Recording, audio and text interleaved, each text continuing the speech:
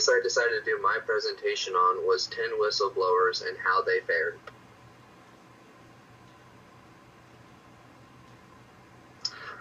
The major issue presented by this case is, how should workers handle the conflict between conformity and personal ethical duty? Should workers allow immoral practices to continue as long as they aren't directly involved, or should they speak out against the immoral practice regardless of what it means for their career? Gandhi said that non-cooperation with evil is as much a duty as cooperation with good.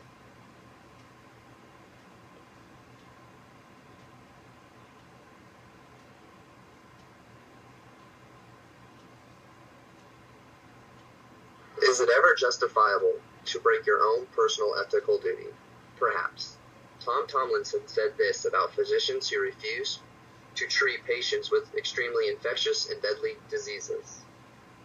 For those who refuse have an overwhelming fear for themselves or fear for the safety of their families should be judged differently from those who refuse because they have no aspirations to altruism or benevolence, and so have no sense of regret or moral loss when they act solely out of self-interest. This closely relates to the ethical view of utilitarianism, which clearly states that an act is good as long as it is done for the overwhelming amount of good or the most amount of good.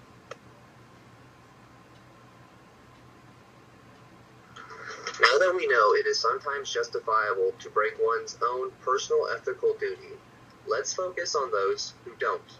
There are 3 types of whistleblowers: unbending resistors, implicated protesters, and reluctant collaborators. Unbending resistors protest within the organization about unethical or illegal behavior that they have observed. They maintain a strict commitment to their principles. Ultimately, as a consequence of neglect and retaliation within the organization, they take a public stand. Implicated protesters speak out within their organization but acquiesce when they are ordered to conform. They find themselves drawn into illegal or unethical behavior, which they expose when they fear legal liability. Reluctant collaborators become deeply involved in the acts they privately condemn. They only speak out publicly after they leave the organization.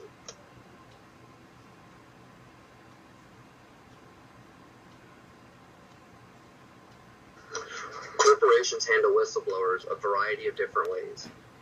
Although most of them do these few things: they discredit the worker who has blown the whistle, they alienate and retaliate against them, they fire them from the corporation in which they were working, and they blackball them from other career opportunities, preventing them from getting a future job.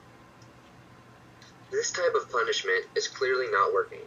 Psychological research has shown that the threat of disapproval or punishment for failure to perform often reduces people's intrinsic motivation, since it signals a lack of trust in the capacity or goodwill.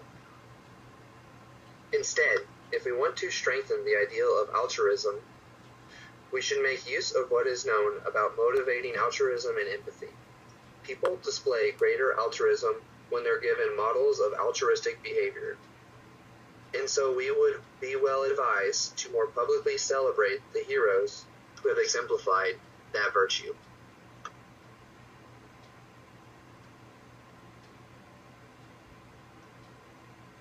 Even if corporations use models of altruistic behavior to encourage whistleblowing and stop the immoral practices that are taking place, the whistleblower is still in for an uphill fight against the corporation. This fight can have lasting effects on both the individual and the corporation.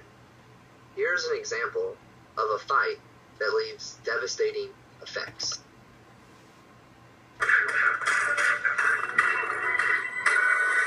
Well, now I've seen Woodrow Wilson naked.